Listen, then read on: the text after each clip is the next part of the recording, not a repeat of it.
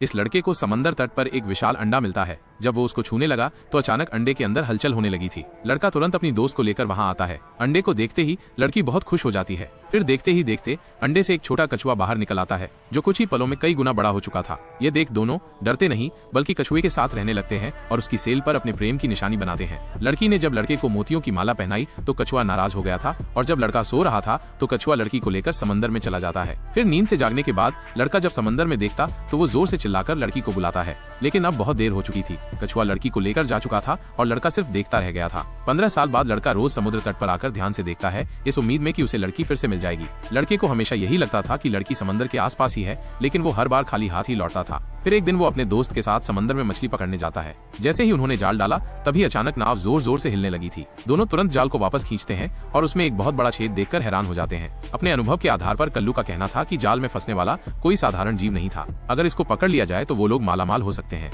इसलिए अगले दिन वो फिर से उसी जगह पर आकर जाल फेंकते हैं, लेकिन तभी अचानक उनकी नाव फिर से हिलने लगी थी। यहाँ तक कि वो जीव जाल से बंधी स्टील की रस्सी को भी तेजी से खींच रहा था और ज्यादा लौट के कारण मशीन से धुआं निकलना शुरू हो चुका था। अपनी जान बचाने के लिए कल्लू भाई को मजबूरन रस्सी को काटना पड़ जाता है, क्योंकि उस जीव में ताकत बहुत ज्यादा थी। फिर लड़का एक शोधकर्ता से मिलकर सारी घटना के बारे में बताता है। शोधकर्ता का अपनी खोज के आधार पर कहना था कि समंदर की गहराई में एक सुंदर लड़की रहती है जो समंदर की रक्षा करती है। अगर कोई समंदर को दूषित करता है तो वो सुंदरी प्रकट होकर दोषी को समंदर में डुबो देती है। ये सुनकर अगले दिन वो अपने दोस्त कल्लू भाई को बताता है, जिसके बाद दोनों मिलकर एक सुपर हथियार बनाते हैं जो उस रहस्यमय प्राणी को पकड़ने में मदद करेगा। सुपर हथियार के साथ अगले दिन दोनों वापस समंदर में आते हैं। फिर कल्लू भाई ऑक्सीजन टैंक पहनकर सुपर हथियार के साथ पानी में कूद जाता है। पानी के अंदर लक्ष्य मिलते ही कल्लू भाई ने सुपर हथियार चला दिया था, लेकिन समंदर में बहुत अंधेरा था, जिससे कल्लू भाई को लगा कि उसका निशाना खाली जा चुका।